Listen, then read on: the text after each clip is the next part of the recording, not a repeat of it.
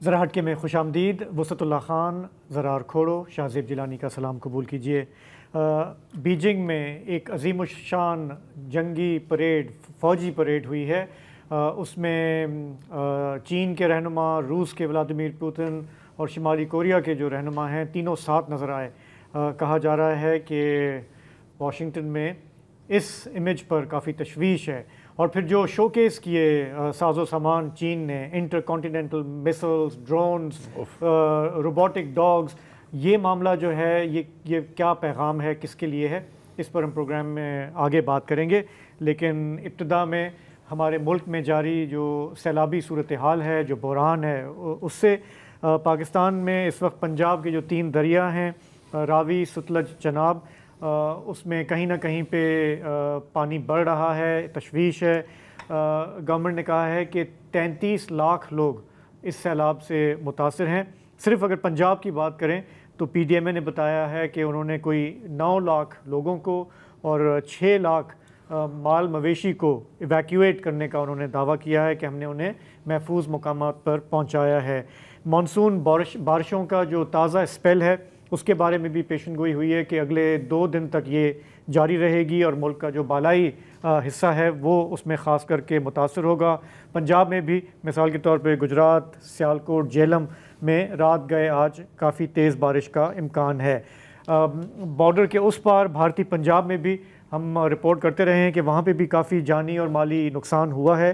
اور ایک تازہ رپورٹ کے مطابق وہاں پر کوئی 3 لاکھ ایکڑ زرعی زمین پر پانی پھر گیا ہے اور وہاں پہ جو فصل ہے وہ خراب ہوئی ہے. تو ابھی تو ہم ان دا مڈسٹ آف کرائسس ہیں. یہ جو تخمینے ہیں نقصانات کے، یہ بھی ظاہر ہے کہ ابھی یہ شیپ ہو رہے ہیں آہستہ آہستہ. ہم جانتے ہیں کہ یہ جو سیلابی ریلا ہے پنجاب کے مختلف دریاؤں سے، یہ پنجنت کے بعد یہ آگے بڑھ رہا ہے، سندھ میں داخل ہوگا گڈو کے مقام پر.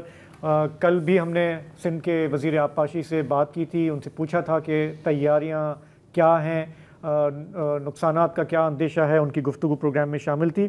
اب ہمیں پروگرام میں یہاں پہ جوائن کر رہے ہیں آج ڈیولپمنٹ ایکسپرٹ اور ڈان میں لکھتے ہیں ریگولرلی، نصیر میمن صاحب، جن کی ان معاملات پر کافی زیادہ گہرائی سے ان کو سمجھتے ہیں، ایکسپلین بھی کرتے ہیں. تو میمن صاحب، آپ کا جو ایک ریسنٹ آرٹیکل تھا ڈان میں ہی، اس میں آپ نے کہا کہ ٹھیک ہے آفت تو قدرتی ہے، لیکن جو انڈر لائن کازز ہیں اس ڈیزاسٹر کے، ان پہ ہمیں بات کرنی چاہیے کیونکہ وہ ہمارے بس میں ہیں. تو ذرا یہ آپ بتائیں گے کہ اس سے آپ کی کیا مراد ہے؟ شاہد صاحب بہت شکریہ. سیلاب چونکہ بہت بڑی آفت اور تباہی ہے تو اس کے اتنے پہلو ہیں کہ ہر پہلو پہ بات ہوتی رہتی ہے. اور ایک ہم نے عموماً، جو کہ کلتاً غلط تو نہیں ہے لیکن مجھے لگتا ہے کہ ہم نے اس میں پناہ ڈھونڈنا شروع کر دی ہے. پہلے ہم کہتے تھے قدرت کا عذاب، اب ہم کہتے ہیں کلائمیٹ چینج، تھوڑی سی انگریزی ڈال دی. پھر ہم کہتے ہیں کہ کلاؤڈ بیسڈ. اب یہ اصطلاحیں ہم نے تازہ سنی ہے. ڈز ناٹ مین کہ کہیں اتنے بڑے سیلاب پہلے نہیں آئے.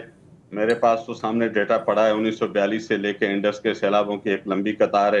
پچھلے 50 سال میں صرف گڈو بیریج سے کم از کم 9 سپر فلڈز گزرے ہیں 50 برس کے اندر. اگر یہ آیا تو یہ شاید 10واں ہوگا. تو یہ نہیں کہ کوئی ہم تاریخ میں پہلی مرتبہ سب کچھ ہوتے ہوئے دیکھ رہے ہیں. جناب اٹ سیلف سوائے تھوڑے سے فرق سے 2014 میں تقریباً مورالس اتنا پانی 10 سال پہلے چناب گزار چکا ہے، اور 1988 میں بھی 7.25 لاکھ کیوسک کا پانی ریلا گزرا تھا مرالا سے. تو میں یہ بات کر رہا ہوں کہ یہ سب کچھ ہو رہا ہے، اس میں تبدیلیاں آئی ہیں، اس کی شدت بڑھ گئی ہے، اس میں کافی کبھی اس کی ڈائریکشن بدل جاتی ہے، لیکن یہ سب کچھ پہلے بھی ہوتا تھا. میں ایک مثال 1 سال کی دیتا ہوں. 1973 کا جو سیلاب تھا اس میں چناب 8 لاکھ کیوسک کے لگ بھگ گزرا تھا اور سکھر پہ 12.25 لاکھ سے گزرا تھا، لیکن صرف 475 اموات ہوئی. یہ صرف تو نہیں ہے، معذرت، ایک بھی موت ہو تو دکھی بات ہے. لیکن اب آپ دیکھیے کہ 2022 میں سیلاب آتا ہے تو 1700 لوگوں کی جانیں جاتی ہیں. فیکٹرز ہوں گے ڈیٹیل میں، ایک ایک ڈیتھ پہ نہیں جاتے، لیکن میں آپ کو اوورال بتا رہا ہوں سچویشن. تو یہ فرق کہاں سے آیا ہے؟ میری نظر میں 3 اہم فیکٹرز ہیں جو اس کو ایگریویٹ کر رہے ہیں، زیادہ خراب کر رہے ہیں. ایک جس پہ اب کافی بات چیتیں ہونے لگی ہے، پہلے میں بات کرتا تھا تو کئی دوست میرے مذاق اڑاتے تھے کہ بھائی پانی کے بیچ کے راستے پانی کے ہیں، پہلا حق ان کا ہے، ان کو خالی کر دو، جتنا ممکن ہے جلد خالی کر دو. یہ نہ سوچو کہ فلاں سے ڈیٹا نہیں آیا تھا، انڈیا نے اطلاع نہیں دی تھی. نہیں، یہ 3 مہینے ہیں نا بارشوں مونسون کے، آپ صدیوں سے دیکھتے ہیں، آپ کو اطلاع کی کیا ضرورت ہے؟ جیسے سیٹلائٹ ڈیٹا کا زمانہ ہے، آپ بھی سیٹلائٹ ڈیٹا یہاں سے پرچیز کر سکتے ہیں، کسی کی محتاجی نہیں ہے. تو ایک تو جو ہماری قدرتی ندی نالوں میں بڑی ہیں، میں ریپیٹ کر رہا ہوں کہ پاکستان بنتے وقت آج کے پاکستان کی پاپولیشن 3.25 کروڑ 3.5 کروڑ کے لگ بھگ تھی، آج ہم 25 کروڑ ہیں. کراچی 4 لاکھ 4.25 لاکھ تھا، آج 2 کروڑ ہے، یا شاید اس سے زیادہ. یہ دیکھیں، یہ جو پاپولیشن بڑھتی ہے، ساری انسان ذات نے کہیں چھت ڈھونڈنی ہے، کہیں پاؤں جمانے ہیں. تو عام آدمی کے پہنچ سے زمین دور ہونے کی وجہ سے وہ ٹپیکلی 2 طرح کے لوگ، ایک غریب کی مجبوری، ایک امیر کی لالچ، یہ دونوں جا کے ان کھلی جگہوں پہ تلاش کرتی ہے جگہ. اور اس کا خمیازہ یہ ہے کہ سیلاب یہی آتا ہے، پانی اتنا ہی گزرتا ہے جتنا پہلے گزرتا تھا، تباہی پھیرتا ہے، جانیں جاتی ہیں، املاک جاتے ہیں، گھر لٹ جاتے ہیں. آج جو پنجاب جس اذیت سے گزر رہا ہے، ہم سب اس اذیت سے گزرے، ہمیں اس کا احساس ہے. تو یہ ایک فیکٹر. دوسرا، اچھا کچھ لوگوں نے پانی جو کافی عرصے سے نہیں آیا، تو راوی اور ستلج اور باقی علاقوں میں بھی جہاں سے پانی ریگولر نہیں آتا، تو ہم نے تصور کر دیا کہ یہ خالی زمین ہے. ایک تو میں بار بار یہ ذرا ریپیٹ ہو جائے گا، لیکن میں کہنا چاہتا ہوں بار بار کہ ہم نے زمین کے ہر خالی ٹکڑے کو پلاٹ بنا لیا ہے اور ہر درخت کو ٹمبر بنا لیا ہے. لہذا ہر بارش سیلاب بن جاتی ہے. ہماری اپروچ کے مسئلے ہیں. تو ایک موقع ہے ہمارے پاس کہ پنجاب کے حدود کے اندر ان دریاؤں نے نئی حد بندیاں مقرر کر دی ہیں. بتا دیا ہے آپ کو کہ یہ میری آج کی نئی حد بندی ہے، اتنا حصہ میرا تھا یا آج سے ہے.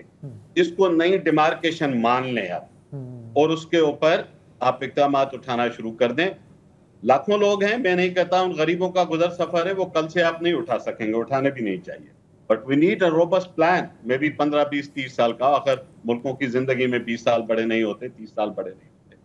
ابھی سے امپوز کریں موریٹوریم، نو نیو انٹرونشن، نو نیو انکروچمنٹس.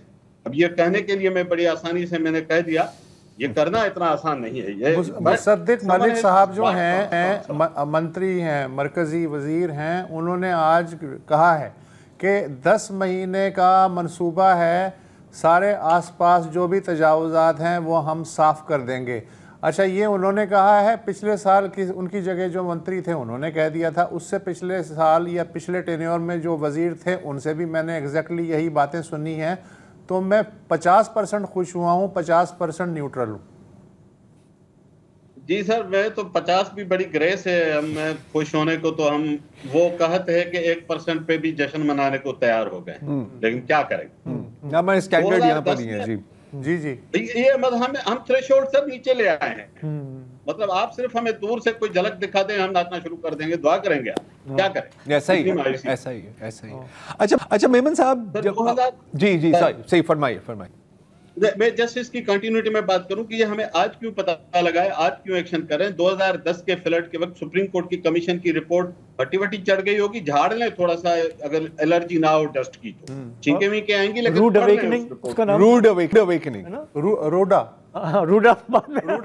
تو مطلب، لیکن وہ رپورٹ کا ٹائٹل شاید ایسا تھا، روڈ اویکننگ. اس پر بھی ہم آگے جا کے بات کریں گے. میمن صاحب، اب جب آپ بات کر رہے ہیں نا، آپ نے کہا کہ صحیح ہے، انکروچمنٹس ختم کریں، یہ ساری چیزیں ہونی چاہیے. یہ جو اگر ہمارا لانگ ٹرم کا فلڈ مینجمنٹ پلان بنے، اس میں ڈیمز کا کیا کردار ہو سکتا ہے؟ اب ڈیمز میں جو ڈیبیٹ ہے، اب ہمیں پتہ ہے کہ کچھ لوگ کہتے ہیں کہ سر پورے کا پورا حل ہی ڈیمز ہے، اور بار بار کالا باغ ویمپائر کی طرح، ڈریکولا کی طرح اپنے قبر سے اٹھتے ہیں اور کہیں کہ کالا باغ ڈیم ہوتا تو ایسا نہ ہوتا. وہ ایک الگ بات ہے کہ اگر آپ پاکستان کی جغرافیہ دیکھیں تو اس فلڈ کو آپ کالا باغ ڈیم سے نہیں روک سکتے تھے. اور پھر کچھ لوگ کہتے ہیں کہ جی ڈیمز ہونے ہی نہیں چاہیے. تو ڈیمز تو پوری دنیا میں بن رہے ہیں نا، چین بھی بنا رہا ہے، ہر جگہ بن رہے ہیں. ہمارے فلڈ مینجمنٹ پلان میں ڈیمز کا کیا کردار ہونا چاہیے یا نہیں ہونا چاہیے، میں آپ سے سننا چاہتا ہوں. اور یہ بھی بتا دیجیے گا کہ ڈیم اور ریزروائر میں کیا فرق ہوتا ہے. لوگ دونوں کو ایک ہی سمجھ لیتے ہیں بعض اوقات. جی ہاں سر، ویسے تو اب دیکھیں، ڈیم کی جو اسٹرکٹ انجینئرنگ ڈیفینیشن میں نہیں جاتے. ریزروائر تو چھوٹی سائز کا، آپ منچر لیک جو ویٹ لینڈ سے چھوٹے یہ آپ کے ریزروائرس ہیں، ان میں ریگولیشن نہیں ہوتی، اس میں گیٹڈ اسٹرکچرز نہیں ہوتے. آپ کہیں بھی نیچرل ڈپریشن کو تھوڑا سا ایمبیکمنٹ بنا کے اگر اس کی طرف ڈھلانے یو کین اسٹور واٹر. اور ایسی کئی جگہیں لوگوں نے تھرپارکر اور چولستان کے علاقوں میں جسے ترائی یا ٹوبے کہتے ہیں, یہ وہ چھوٹے ریزروائر ہیں جو لوگوں نے خود بنائے اپنی ضروریات کے لیے. ڈیمس ذرا ماڈرن پوسٹ کالونیل اسٹرکچرز کا نام ہے اور اس کی بڑی اکانومی بھی ہے, بڑی پالیٹکس بھی ہے. اور ڈیمس پہ ڈیبیٹ تو آپ جنم کرتے رہیں, ختم نہیں ہوگا. اب میرا خیال ہے کہ ڈیم کی بات کرنے سے پہلے دیکھیں جنرلائز نہیں کر سکتے پرسکرپشن, ہر مرض کی دوا پیناڈول نہیں ہوتی. ہمیں یہ سمجھنا پڑے گا کہ کس فلٹ کی بات کر رہے ہیں. وہ تو ہمارے لیے ایک کالا باغ ڈیم ہمارے تمام درد کا علاج ہم نے بنا دیا ہے نا. اس کی وجہ ہے کہ ہمیں ہر بارش کے وقت وہ ستاتی ہے, اس کی تمنا جاگ اٹھتی ہے. دیکھیے سر, آپ جو گلگت اور ہنزا میں سیلاب آئے, جو بابو سر ٹاپ پہ ہیوی بارشیں ہوئیں اور وہاں پہ زندگیاں گئیں اور ندی نالے پلٹے اور تباہیاں ہوئیں, آنیسٹلی وہاں پہ کالا باغ ڈیم اگر آج وہاں پہ بنا بھی پڑا ہوتا تو اس نے کچھ نہیں کرنا تھا. اس جو بنیر میں ہوا, جو سوات میں ہوا, جو شانگلہ میں ہوا, اس کو کالا باغ ڈیم بیچارے نے کچھ بھی نہیں کرنا تھا. وہ میانوالی میں پڑا ہوتا, وہاں سے پانی نیچے آتا تو اس کو سمیٹ رہا ہوتا, بلکہ یہ پتھر اور سلٹ میں کا لوڈ بھی اٹھاتا. آ جائیے آپ دوسرے سیلاب پہ دیکھیں, ہر سیلاب مختلف ہے نا. تو کالا باغ ڈیم جس سیلاب کے لیے ہم بات کریں گے, لیکن مسئلہ ہے جب اس کو ہر سیلاب کا حل بنائیں گے تو پرابلم ہے. 2022 میں بلوچستان سے پانی پلٹ کے RBOD کا بند توڑتا ہوا, فلڈ پروٹیکشن بند توڑتا ہوا سندھ میں آیا. سندھ میں شدید بارشیں ہوئیں, جو 2 بارشوں کا اور دریا اور پہاڑی پانی کا نظام ملا, تباہی آئی. لوگوں نے کہا کالا باغ ڈیم ہوتا. تو بتائیے 2022 کے سیلاب کو کالا باغ ڈیم کیا کر سکتا ہے؟ اب یہ جو سیلاب ہے, جغرافی سمجھنی پڑے گی نا. ہم تھوڑے سی جغرافی میری بھی بڑی کمزور ہے, لیکن بڑے نقشے وقشے دیکھ کے میں سمجھنے لگا ہوں اب کہ یہ پنجاب کے تینوں دریا جہاں سے ایک خوفناک تباہی آئی ہے, اور مجھے شدید تکلیف ہے. ہم اس وقت کل وقت جو چینل کھولیں کالا باغ ڈیم پہ بات کرتا ہے. 25-30 لاکھ پنجاب کے غریب لوگ کیمپوں میں پڑے ہوئے ہیں, کوئی ان کی خبر نہیں لیتا کہ ان پہ کیا گزر رہی ہے. مجھے تو ذاتی دوست جو بتا رہے ہیں, مجھے بڑی تکلیف ہو رہی ہے. یہ کراچی کے 2 گھنٹے کے بارش میں ماتمی نغمے شروع ہو جاتے ہیں, ڈوب رہا ہوں, ڈوبا تو نہیں ہوں. یہ 25 لاکھ لوگ سڑک پہ بیچارے گھروں سے باہر ہیں, ان پہ بات نہیں ہوتی میڈیا میں. ہر وقت یہ ہے کہ کالا باغ ڈیم کریں, ضرور کریں, بٹ میں کہتا ہوں یہ ڈسٹریکشن بھی ہو رہی ہے, یہ میں نہیں بولنا چاہتا. ایسا ہی ہے, شوشہ ہے, ایسا ہی ہے. اور وہ خوبصورت گورننس کی جو کہانیاں ہم بچپن سے سن کے بڑے ہوئے کہ پنجاب سے بڑھ کے دنیا میں کہیں گورننس نہیں ہوتی, اور انہوں نے ہمت کی ہے, بیچارے مقابلہ کر رہے ہیں. لیکن سچی بات یہ ہے کہ اگر اس کا 10واں حصہ بھی سندھ میں ہوتا تو آج سندھ کی حکومت کو لوگ سڑکوں پہ گھسیٹ رہے ہوتے, سارا میڈیا. لیکن سمہاؤ اس طرح ڈیبیٹ نہیں ہو رہا کہ وہاں پہ انفراسٹرکچر کیوں کولیپس ہوا, کیوں یہ چیزیں اس طرح سے ہوئی. جو کچھ ہوا ہے تکلیف دہ ہے. پنجاب کے غریب لوگ اس ملک کا حصہ ہیں, وہ سفر کر رہے ہیں. لیکن آتے ہیں ٹائم پہ سر, ستلج, راوی اور چناب جن علاقوں سے بہتے ہیں, ان کی جغرافی سے آپ واقف ہیں, ورنہ کنٹور میپ اٹھا کے دیکھ لیں, میری کوئی رہنمائی کر دے. انلیس کہ وہاں پہ آپ نیا پہلے ایک کراکرم اور ہندو کش کا پہاڑ بنائیں, ایک بجٹ رکھیں, اس کے لیے پروجیکٹ بنا لیں, شاید بن بھی جائے. تو پہلے آپ ہمالیہ بنائیں, وہاں پہ کراکرم بنا دیں, تاکہ پھر آپ وہاں ڈیم بنا سکیں, ورنہ نہیں بنا سکتے. سائٹ نہیں ہے نا. ڈیم کے لیے جگہ ہوتی ہے, سب فلائی اوور اور میٹرو کے بسز تھوڑی ہیں کہ ہر جگہ چلا لیں گے. ویسے اس کے لیے بھی جغرافی چاہیے, لیکن ڈیم کی جغرافی تو یہ ہے نا کہ آپ کو پہاڑوں کے بیچ 3 طرف سے راستہ بند ہوا ملتا ہے, 2 طرف سے آگے آپ بند بنا کے پانی کی اسٹوریج بنا لیتے ہیں. یہ فلیٹ ایریا سے. اچھا 2-3 جگہیں, شاہ جیمڑا ہے اور چنوٹ پہ ایک جگہ, وہ بھی گرین چولستان کے لیے ریکمینڈیڈ تھا. لیکن ان جگہوں پہ اگر آپ, میں نے سول انجینئر پڑھی ہے, میں تھوڑی سی بیسک سینس اپلائی کر رہا ہوں. اگر وہاں پہ 1 ملین ایکڑ فٹ کا یہ ڈیم کھڑا ہوتا تو یہ 10 لاکھ کیوسک کا فلو, مجھے نہیں لگتا کہ وہ اسٹرکچر سسٹین کرتا. اس کی گواہی 2 چیزوں سے میں دیتا ہوں. مدھو پور کا بیریج تھینز ڈیمز کے اسپل وے کے کھلنے سے, پلٹنے سے اس کے دروازے اڑ گئے, اتنا پاورفل فلو تھا اسی چناب کے اوپر.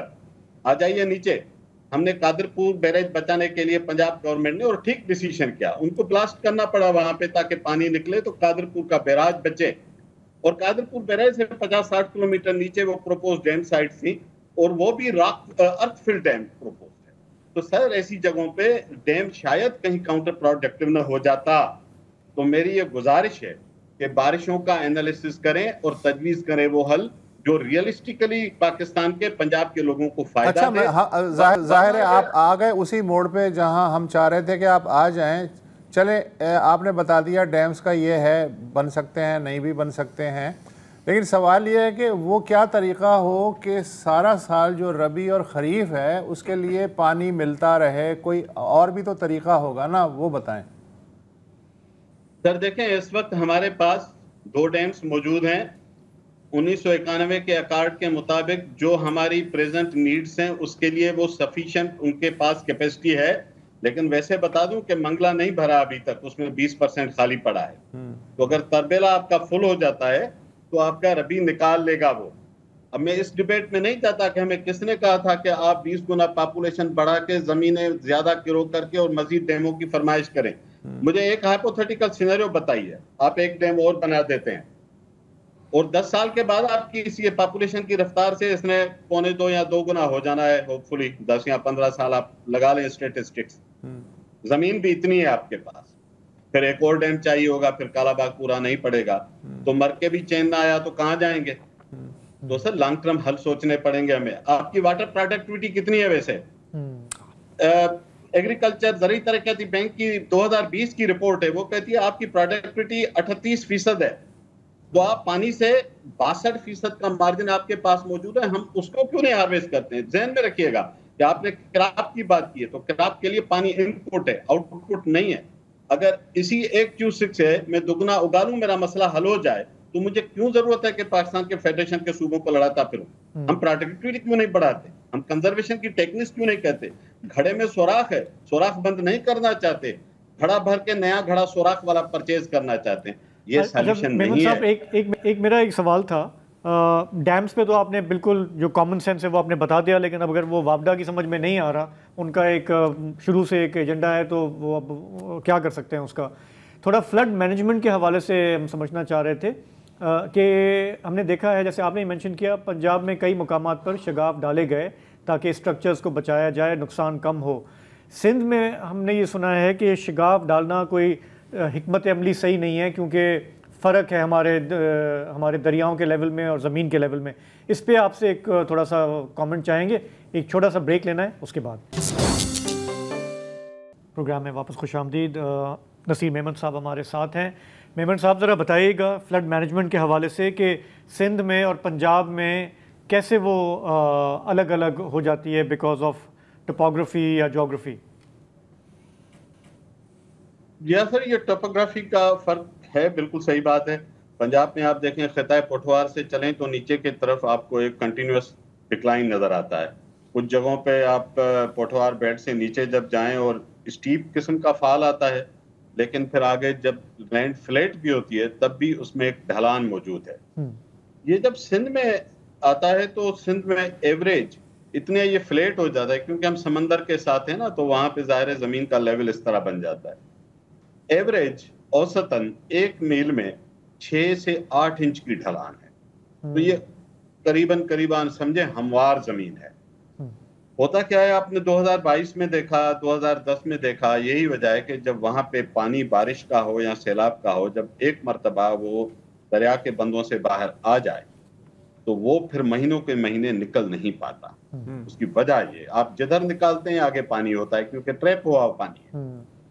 تو یہ چیلنج ہے سندھ کے لیے. سندھ میں دریا اوپر بہتا ہے, زمینیں نیچے ہیں, اگر آپ وہاں سے کٹ لگاتے ہیں تو یہ چیلنج رہے گا کہ وہ پانی, آپ نے 2010 میں دیکھا جہاں سے بریچ ہوا یا کیا گیا, سرکار کا دعویٰ ہے کہ ہوا, کچھ لوگ کہتے ہیں کیا گیا, خیر وہ پانی کشمور سے نکلا, رائٹ بینک لیتا ہوا خیرپور, ناتن شاہ, میہر, منچر اور نیچے آ کے فائنلی وہ پھر دریا سے کہیں ٹکرا کے سجاول کے پاس آ کے اس نے دوبارہ بریچ کر دیا. تو یہ پانی گھومتا ہے سندھ میں, دریا کے اندر واپس نہیں جا پاتا. یہ اس کی ایویڈنس ہے. لیکن ایک تو ہمارے پاس آپشن فلڈ مینجمنٹ کے حوالے سے ہیں. اب ذہن میں رکھیے گا کہ ڈیپ روٹیڈ مسٹرسٹ کی وجہ سے وہ بھی کنٹراورشل ہو گئے. میں ایک مثال دیتا ہوں. اگر تو یہ corporate farming green Cholistan scheme کے لیے ڈیمز اور کینال کے نیٹ ورک کا پروپوزل اور اس پہ یہ ساری کنٹراورسی نہ جنریٹ ہوتی, تو آپ 2-3 جگہ سے اسکیپس دے کے اس پانی کو چولستان میں اوپنلی ریلیز کر دیتے, جہاں بھی کنٹورز فیوریبل ہوتے, یہ تو سبجیکٹ ٹو سروے, لیکن براڈلی ایک آپشن ہے. کہیں نیچرل ڈپریشنز ہوتے وہیں آپ پانی کو اکٹھا کر لیتے. لیکن اب اس پریویس کنٹروورسی کے بعد بدقسمتی یہ ہے کہ اب کوئی ایسی پروپوزل بھی آئے گی تو لوگوں کا الرٹ لیول ہائی ہو جائے گا کہ یہ کیا پھر کوئی فارمنگ کا بڑا پروجیکٹ آ رہا ہے. لیکن ذہن میں رکھیے کہ ایسے کینالز پہ لینڈ رائٹس نہیں دیے جاتے. رینی کینال سندھ میں اس مقصد کے لیے بنا تھا, پھر اب اس کے لینڈ ڈیولپمنٹ کا پروجیکٹ کا بی کمپوننٹ گرین اسکیم میں شامل کر دیا, اس کو بھی کنٹروورشل بنا لیا. ورنہ رینی کینال اس لیے بنا تھا, فلڈ ہو, ایکسیس پانی نکالیں, جا کے ڈیزرٹ میں جائے, کہیں لوکلی گھاس واس اگا لے گا, لوگوں کا فائدہ ہو جائے گا, باقی ایواپوریٹ یا کچھ زمین میں چلا جائے گا. نیچرل ڈپریشن سے ایکسپلور کیے جا سکتے ہیں, لیکن کوشچن یہ ہے کہ پاسٹ میں جو 2 لنک کینالز بنے وہ بھی فلڈ کینالز کے طور پر بنے تھے, تونسا پنجنت اور چشمہ جلم لنک کینال. پھر کیا ہوا, پھر گڈ مارننگ ایسا ہوا کہ ایک فلڈ کے وقت میں, ڈراؤٹ کے وقت میں کسی صاحب نے ڈنڈی اٹھا کے وہاں پہنچ گیا کہ گیٹس کھولو, اور وہ بن گیا آہستہ آہستہ پھر ریگولر کینال, کیونکہ اس کے اوپر لینڈ رائٹس آ گئے. تو یہ ایک رسک پیدا ہو گیا, ورنہ ہم کئی جگہوں سے اسکیپ کینال نکال سکتے تھے اور نیچرل ڈپریشن کو بھر سکتے ہیں, ریلیف بھی ملے گا اور کچھ نہ کچھ ہم ہارویسٹنگ بھی کر لیں گے. لیکن سندھ میں بریج کے لیے جیوگرافک ٹوپوگرافک چیلنج ہے, کرنا پڑا. ایک اور چیز کہ یہ جو اسکیپ کے روٹس ہیں جہاں سے آپ کو پانی نکالنا ہوتا ہے, وہ اگر پری ڈیزگنیٹڈ اور ڈیفائنڈ ہو تو اس کے الانگ آپ 40-50 کلومیٹر میں کوئی انسانی آبادی نہ ہونے دیں. اب کوئی آدھا اسکوائر انچ بھی خالی نہیں ہے جہاں ہم نے انسان ذات کا پاؤں نہ دیکھا ہو. تو وہ بھی ایک ہماری مس مینجمنٹ کا حصہ ہے. اچھا, مس مینجمنٹ کی آپ نے بات کی, تو ہمارے یہاں جو بیراجز ہیں یا جو امبینکمنٹس ہیں سندھ میں, اس کا انڈیپینڈنٹ اسیسمنٹ کوئی کرتا ہے؟ کیونکہ ہمارا اریگیشن ڈپارٹمنٹ تو ظاہر ہے کہ وہ دعوے کر رہا ہے کہ جی سب کچھ ٹھیک ہے اور بس دعا کریں کہ نقصان نہ ہو, لیکن ویئر ڈو وی لک کہ اس کی کنڈیشن کیا ہے, ریپیئرز اگر ہونے تھے تو ہوئے یا نہیں ہوئے؟ کوئی آڈٹ نہیں جی, زمین والوں کی باتیں سنیں اور آسمان کی طرف دیکھیں. مجھے کوئی ایسا آڈٹ جس پہ کبھی میں نے پڑھا ہو کہ یہ کسی تھرڈ پارٹی نے آ کے کہا ہو اور اس نے سرٹیفکیٹ دیا ہو کہ یہاں پہ یہ پرابلم ہے, یہاں پہ وہ ہے, ایسا کوئی ارینجمنٹ نہیں ہے. میں امید کرتا ہوں کہ ڈپارٹمنٹ نے کوئی 2022-2010 کے اس آفتوں سے سیکھا اور کچھ پشتے ٹھیک کیے ہیں اور ان کی نگرانی ٹھیک ہو رہی ہو. سر پورا انسٹیٹیوشنل ڈکے ہے, میں کسی ایک افسر یا ایک کینال ایک پشتے کی کیا بات کروں. ہمیں سندھ کو تو چھوڑ دیں, اس کے تو حالات جو ہیں آپ کے سامنے. پنجاب کتنا بیٹر مینیج رامن سے ریلیٹیولی اسپیکنگ, لیکن آپ دیکھیں نا کیا حشر ہو گیا. ایک تو دیکھیں بہت پاورفل سیلاب ہیں, لیکن مجھے سکون نہیں ہے. میں کوئی دعویٰ کروں کہ نہیں جی 6 لاکھ کیوسک آ رہا ہے تو میں ریلیکس ہو کے سو جاؤں. شاید اب 6 لاکھ آئے کیونکہ پانی کا بہاؤ کم ہو گیا ہے, لیکن سر یہ 6 لاکھ بھی کہیں پشتوں میں خدا نہ خواستہ کوئی مصیبت آ گئی تو پھر جو ہماری فلیٹ ٹوپوگرافی کا مسئلہ ہے کہ پھر 6 مہینے 4 مہینے وہاں سے پانی نکالنا عذاب ہو جاتا ہے. تو یہ خدشہ یہ برقرار ہے. اچھائی کی امید کرنی چاہیے, بدترین کے لیے ذہنی طور پر تیار رہنا چاہیے. اچھا, ہسٹری پڑھتے ہوئے میں نے ایک چیز دیکھی کہ انگریز کی جو مینجمنٹ تھی اس میں یہ تھا کہ مئی میں سارے جو ریونیو کے افسر تھے اور جو ضلعی انتظامیہ تھی اس کو انگریز بہادر طلب کر کے پوچھتا تھا کہ کتنے لوگ ہیں جو متاثر ہو سکتے ہیں اور ان کے لیے آپ لوگوں نے کیا کیا انتظامات کیے ہوئے ہیں اور گورنمنٹ آپ کو کیسے مدد کر سکتی ہے اور کوارڈینیشن کیا ہوگی. یہ مئی میں اجلاس ہوتا تھا, تقریباً 2 مہینے پہلے, مونسون شروع ہونے سے پہلے. ہم اب یہ سنتے ہیں کہ جیسے سیلاب جو ہے گڈو تو پہنچے گا 3-4 دن بعد, 2 ہفتے پہلے خبر چلتی ہے کہ بندوں کی نگرانی شروع ہو گئی ہے اور ان کی مضبوطی کا کام شروع ہو گیا ہے. ایسے ہوتا ہے کام؟ جی سر, ایک چیز اور ہوتی ہے اسی ریچول کے فالو اپ میں کہ جولائی کے اراؤنڈ ایک مونسون کنٹیجنسی پلان بنتا ہے کافی عرصے سے. میں مختلف وقت یہ نیشنل بھی بنتا ہے, پراونشل بھی, لیکن آنیسٹلی میں اس کا حصہ رہا ہوں. بڑا ریچولسٹک قسم کی ایکسرسائز ہو گئی ہے وہ بھی. وہ ہوتا اسی کا ریپلیکا ہے کہ آپ ایڈوانس میں پلان کریں, پوٹینشلی ولنریبل ایریاز آئیڈینٹیفائی کریں, وہاں آبادی کے حساب سے ایسٹیمیٹ کریں, وہ ڈپٹی کمشنر سے ڈیٹا آ جاتا ہے, ایک ڈاکیومنٹ بن جاتا ہے. لیکن 2022 میں وہ ادھر کا رہا نہ ادھر کا رہا تھا. ایک تو سینیریوز بھی بہت ریپڈ شفٹ میں آتے ہیں, تو وہ مونسون کنٹینجنسی پلان بنتا ہے. لیکن پریکٹیکلی جو الرٹ لیول کا ہمارا, جو کہ اب تو ہمیں سال کے 12 مہینے الرٹ رکھنا چاہیے, ورنہ جون سے تو ہر صورت میں ہائی الرٹ. آپ ایک قطرہ بارش نہ آئے, یہ 3 مہینے کسی بھی وقت آ سکتا ہے. Be alert on that.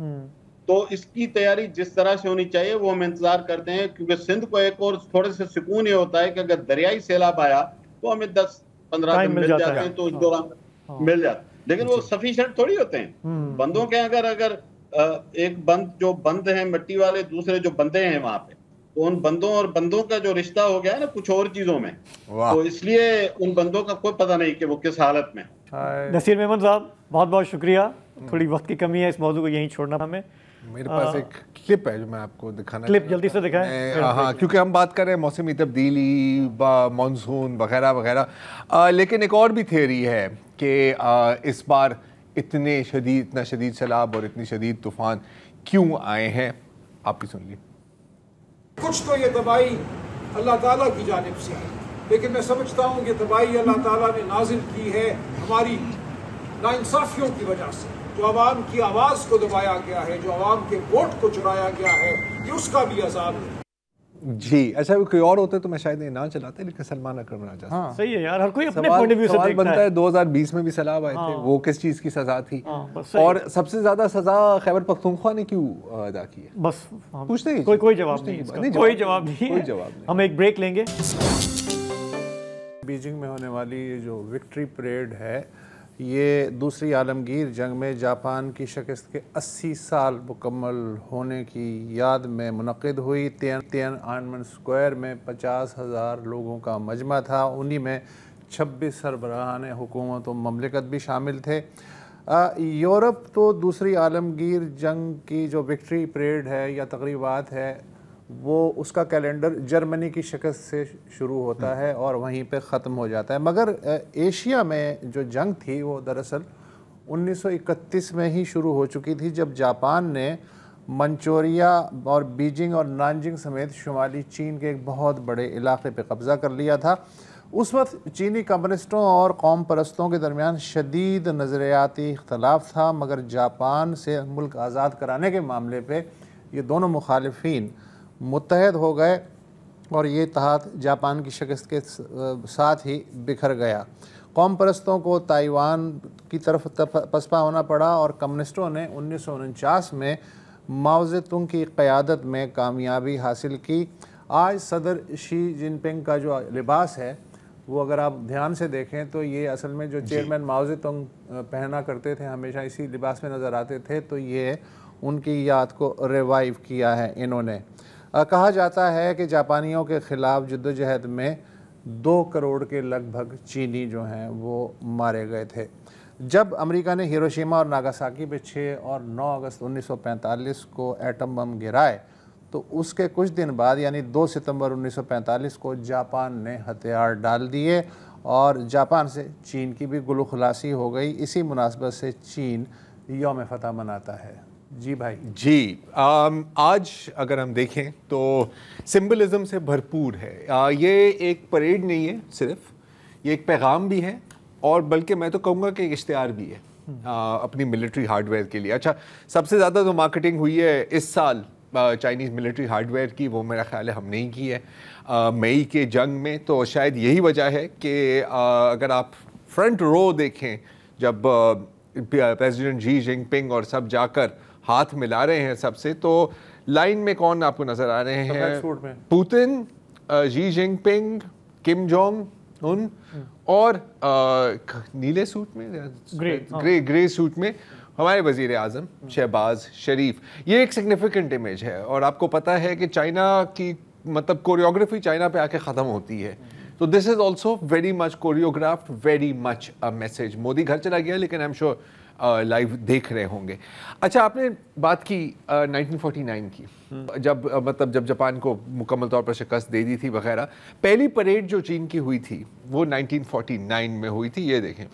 اور اس میں صرف 17 ملٹری ایئر کرافٹ ڈسپلے ہوئی تھی، اور جو اسلحہ تھا وہ زیادہ تر جو بیٹل فیلڈ میں مختلف ممالک سے ملا تھا یا ایڈ میں ملا تھا یا جاپان سے لیا تھا. اور اینڈ میں ایک کیولری فورس آئی تھی جو وہ منگولین گھوڑوں پر آئے تھے. اب آپ دیکھیں 2025 میں 100% جو آپ ملٹری ہارڈ ویئر دیکھ رہے ہیں، it is made in China. پوری پروڈکشن لائن چائنیز ہے، पूरी रिसर्च एंड डेवलपमेंट चाइनीज़ है। अब जाहिर है, अब टैंक्स देख रहे हैं, हम ड्रोन्स देख रहे हैं, हम मिसाइल्स देख रहे हैं, लेकिन कुछ इसमें जो मेरे लिए जो चीज़ें स्टैंड आउट हुई हैं in terms of military hardware, और ये जहन में रखें कि ये सिर्फ वो मिलिट्री हार्डवेयर है जो वो दुनिया को दिखा रहे हैं, पीछे जो माल पड़ा हुआ है उसके बारे में किसी को पता ही नहीं है। तो मैं आगाज़ करना चाह रहा हूँ DF-5C मिसाइल से, जो इनका सबसे बड़ा ICBM है शायद, और इतना बड़ा ICBM है कि एक इंटरकॉन्टिनेंटल आज़मी मिसाइल, मतलब अमेरिका को टारगेट कर सकते नहीं, पूरी दुनिया को कहीं भी, उस पर मैं आऊँगा। ये इतना बड़ा है कि आप इसको ये देखो, एक ट्रक पर आप इसको लोड ही नहीं कर सकते।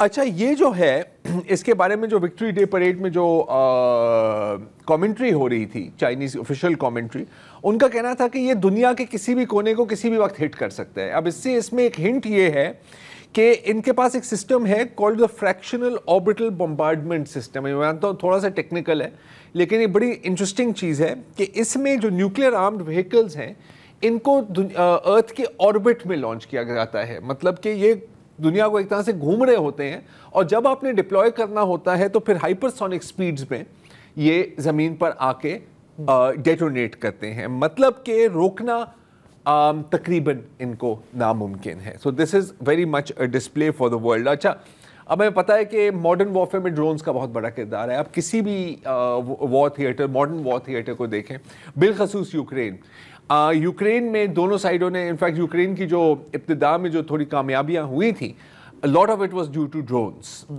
फिर रशिया ने भी इनको काउंटर किया, and so on and so forth. तो अब जब हम ड्रोन्स की बात करते हैं तो यूजुअली आपके जहन में क्या आता है? Unmanned aerial vehicles, reapers, predators, quadcopters. यहाँ पर हमने अनमैन्ड अंडर वाटर व्हीकल्स भी देखी हैं, मतलब drone submarines, drone surface vehicles. और ये मतलब अगेन मेरा ख्याल है कि पहली बार चीन ने अपनी मिलिट्री परेड में इनको इस तरह डिस्प्ले किया है। एक वक्फा लेते हैं और फिर जो बाकी जो इसमें स्टैंड आउट आइटम्स हैं उसके बारे में आपको बताते हैं। Welcome back. अच्छा, इस परेड में हमने एक फोकस देखा है एंटी ड्रोन टेक्नोलॉजी पर, क्योंकि ड्रोन्स तो सबके पास हैं, लेकिन ड्रोन्स को रोका कैसे जाए। तो यहाँ पर अगर आप देखें तो अब बड़े इंटरेस्टिंग सिस्टम्स आपको नज़र आ रहे हैं। इसमें आप देख सकते हैं कि एक स्क्वायर किस्म का एक सिस्टम है। ये है डायरेक्टेड एनर्जी सिस्टम। ये माइक्रोवेव ब्लास्ट्स हवा में फायर करते हैं। अगर ड्रोन फॉर्म आ रहा है तो उनको जैम करके एक ही ब्लास्ट में वो सारे गिर जाते हैं। रिवायती तौर पर आपकी एंटी एयरक्राफ्ट क्या होती है कि 1000 गोलियां चलाओ, हो सकता है कि 100 लग जाए, ड्रोन गिर जाए। यहाँ पर माइक्रोवेव वेपनरी और लेज़र वेपनरी का इस्तेमाल किया जा रहा है, जिससे आप एक बाकायदा नो फ्लाई जोन किसी भी बैटलफील्ड के ऊपर क्रिएट कर सकते हो as an anti drone weapon. अच्छा, अब अगर कोई मुमकिन जंग होगी तो वो ताइवान के साथ होगी, यही सिनेरियो है। और वहाँ पर जाहिर है कि नेवी का किरदार बहुत होगा। तो नेवी के शिप्स को डिफेंड करने के लिए आप यहाँ देख सकते हैं चाइना ने LY-1, ये है high powered ship based laser air defence, कि अब हम बाकी शिप्स को तो गिरा देंगे, लेकिन जब हमारे शिप्स पर मिसाइल्स फायर होंगे उनको हम कैसे रोकेंगे।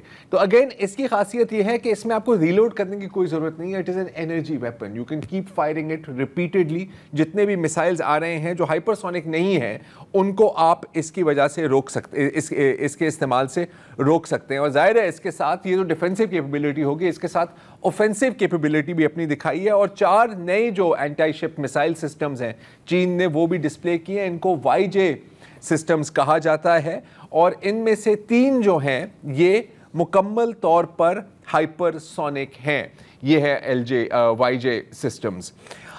इसके साथ साथ कुछ नए इस तरह के भी वेपन्स दिखाए गए हैं जो हाइपरसोनिक मिसाइल्स हैं, लेकिन वो सबमरीन से लॉन्च हो सकते हैं।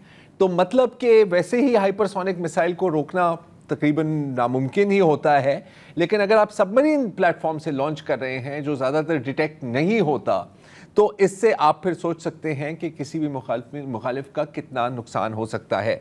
अब जाहिर है कि अमेरिका भी ये बैठ के ये कैपेबिलिटीज़ जानता है, वो भी इसको देख रहा है। और मैं आपको एक मज़ेदार बात बताऊं कि आपको पता है कि हर मुल्क وار گیمنگ کرتے ہیں, بھارت وار گیمنگ کرتی ہے, ہم کرتے ہیں, چین کرتا ہے, یو ایس بھی کرتا ہے.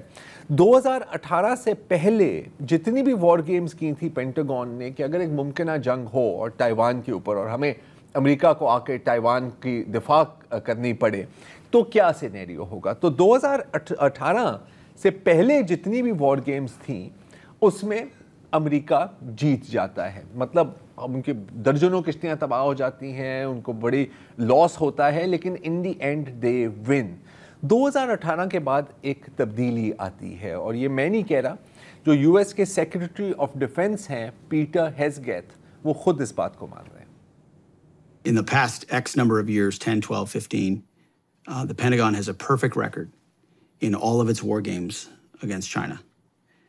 We lose every time. We lose every time. اچھا, لوز کیوں؟ کیونکہ اگین میسائلز, اینٹائی شپ میسائلز. امریکہ کا جو number 1 power projection plate form ہے دنیا میں وہ کیا ہے؟ Aircraft carriers. اگر ایک ایئرکرافٹ کیریئر پر آپ 15 ہائپرسونک میسائلز فائر کر دیں, 10 لگ گئے, that is the end of that aircraft career.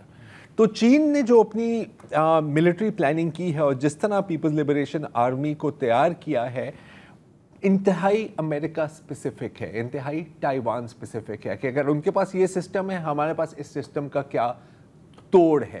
دوسری ایک اور بات ہے کہ اس وقت اگر آپ چین کی انڈسٹریل کیپیبلٹی کو دیکھیں اور امریکہ کی انڈسٹریل کیپیبلٹی کو دیکھیں, اور اگین یہ امریکہ کے اپنے اعداد و شمار ہمیں بتاتے ہیں کہ اگر امریکہ ایک کشتی بنا سکتا ہے تو اس دوران چین 200 کشتیاں بنا سکتا ہے, کیونکہ امریکہ کا انڈسٹریل بیس مکمل طور پر نہیں لیکن کافی حد تک ڈپلیٹ ہو گیا ہے. وہ ساری انڈسٹری شفٹ ہوئی چائنا, اور چائنا نے اپنی ڈومیسٹک انڈسٹریل بیس کو برقرار رکھا ہے, وہ سروس بیس اکانومی کی طرف نہیں گئے. تو یہ ہے یہاں پر سچویشن. اچھا, ایک بڑی مزیدار بات ہے, آپ بھی ابھی بریک میں ڈسکس کر رہے تھے کہ اکثر بندہ سوچتا ہے کہ یار جب یہ مطلب اتنے بڑے ہیڈز آف اسٹیٹس ملتے ہیں ایک دوسرے کے ساتھ تو ان کی کیا گفتگو ہوتی ہے, مطلب کس چیز پہ بات کرتے ہیں کہ یار آج تم نے کھانا کیا کھایا یا کیا. تو ایک بڑا مزیدار واقعہ یہ ہوا ہے کہ ولادیمیر پوتن اور شی جن پنگ ساتھ چل رہے تھے اور مائکس ان کے آن تھے, تو بلومبرگ میں ان کا ترجمہ کیا ہے, تو وہ ایسی بات کر رہے تھے کہ شی جن پنگ اسے کہتا ہے کہ یار ایک زمانے میں یار لوگ 70 سال کی عمر تک نہیں زندہ رہتے تھے, آج کل تو 70 سال کا مرد کو لوگ بچہ سمجھتے ہیں. تو پوتن کہتا ہے اور یہاں ہاں مطلب آج کل جو بایو ٹیکنالوجی میں جو ایڈوانسز ہو رہے ہیں تو مطلب ہم تو اپنے آرگنز ریپلیس کر پتہ نہیں کوئی صدی 2 صدی تک جیتے رہے. اور شی جن پنگ اس کو جواب میں کہتا ہے کہ چلو اتنا بھی نہیں لیکن میرا خیال ہے کہ 150 تک تو ہم پہنچ ہی جائیں گے. تو یہ ہے آگے کی پلاننگ. جہاں تک امریکہ کی بات ہے, ٹرمپ سرکار کا میں نے ایک حالیہ سارٹ بنایا جس سے آپ کو سمجھ آ جائے گی کہ امریکہ میں کیا سوچا جا رہا ہے, اور پھر تھوڑا سا کمپیئر کریں کہ چین کیا کر رہا ہے. سنیے. Because without the United States, everything in the world would die. It's true. It's so powerful. It's so big. And I made it really big in the first 4 years. We're the hottest. We're the best. We're the best financially. ٹھیک ہے, تو یہ ہے. چلیں, آج کے programme کا وقت یہیں ختم ہوا, ہمیں اجازت دیجیے, کل آپ سے پھر ملاقات ہوگی. خدا حافظ, شب بخیر.